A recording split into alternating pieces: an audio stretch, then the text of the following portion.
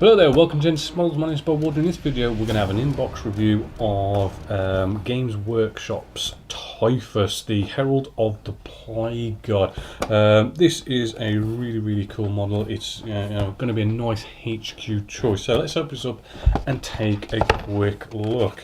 I've already opened it up and we've got some instructions in here. We've got a base and then we've got our two sprues here which make up Typhus. So looking at the first sprue, we do have all this kind of smoggy, smoky, flies kind of thing going on here, which personally I don't like, but I mean some people do.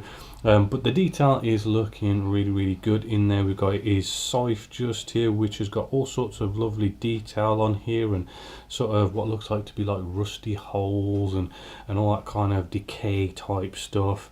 Really well detailed. We've got his head here, which we've got that a lung horn just coming out of his head, which is looking rather nice and crisp. We've got the main front body here, which has got all sorts of lovely detail here with like cracks in the armor and all sorts of pus and all sorts of sores and all that kind of stuff coming out on it. It's some nice Terminator armor. We've got chainmail just down here, that's well detailed.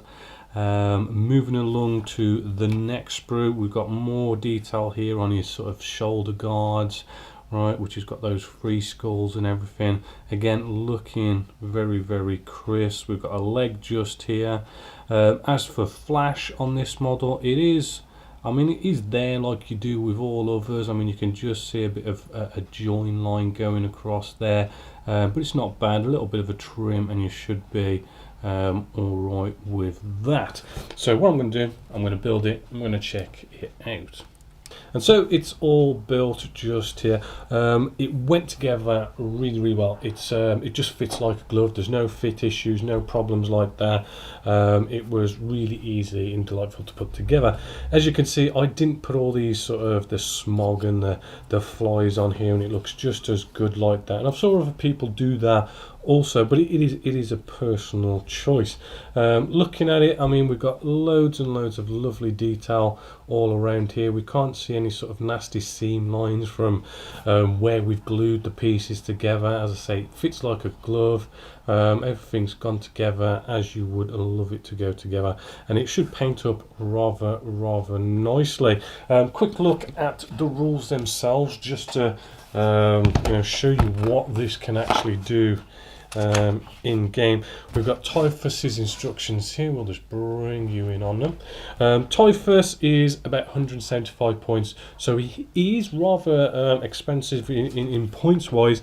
His stats, well, he's got some nice good weapon skill and ballistic skill at 2+. He is rather slow at just 4 inches. Got a good 2+ armor save, which is good. Strength and toughness, okay, it's got 4 strength. Toughness is 5, which is a sort of a nice number. Toughness is 6 wounds and 4 attacks. Now his weapons, he's got the Destroyer Hive, which is a pistol based weapon, only a range 6, but it does have pistol 2d6, which is going to be rather nice. Strength is only going to be 4, but it is minus 3 AP, so it's going to really sort of get past the armor. It also always hits on a 5+, even in Overwatch, so it's a nice bit of an anti-Overwatch weapon. He's got the mastercrafted Man Reaper, which is a really cool melee weapon. It's +3 strength, so it puts his strength up to 7, which means he can sort of basically take on some lighter armored vehicles. Again, -3 AP, so he's going to basically be taking away someone's armor save, or they're going to be just rolling 6s, and then it's a straight up 3 damage, which is rather cool. It is a plague weapon, so he gets to re-roll 1s on the wound, and he gets to do 4 attacks, so not bad. Then he's got his abilities, which sort of makes him stand out from, say, a normal Lord of Contagion. He has the host of the Destroyer Hive. What this basically means is all friendly poxwalkers within the vicinity of a sphere of 7 inches gets a +1 to their strength and toughness. So Typhus is going to be really good to surround him with like a load of poxwalkers, because poxwalkers are dirt cheap. You can just have absolutely loads of them, and to give them a boost of +1 to strength and toughness is really going to make those poxwalkers stand out a bit more. So it really is going to be a good model to combine. He's also got Nurgle's Gift, which gives all Death Guard within 7 inches roll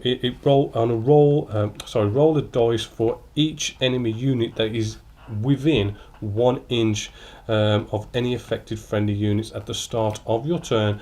On a 4+, they receive a mortal wound. What is also cool is it isn't saying that it's Typhus who does this aura of 7. It's all Lords of Contagion. So if you've got another Lord of Contagion, they also get this 7-inch aura, which gives that mortal wound if many a Death Guard are in hand to hand. He can also teleport strike, so he's got the Death Strike, which is kind of cool because with only having like a movement of 4 inches, you want to get this guy in hand to hand combat. So good old deep strike there. He's got the Cataphracti Army, so he's got a 4+ invulnerable save as well. But what also makes him quite cool is he's basically a psyker as well. He gets to manifest 2 psychic powers, deny 1 psychic power. So that really sort of gives him that extra edge as well. So he's going to nicely buff up your armor. It basically adds a psyker to the whole thing, and he's pretty mean in hand-to-hand combat. But he is 175 points as well. So that is Typhus of the Death Guard. Hopefully you've enjoyed this quick inbox review of the new Typhus model and all his stats and rules.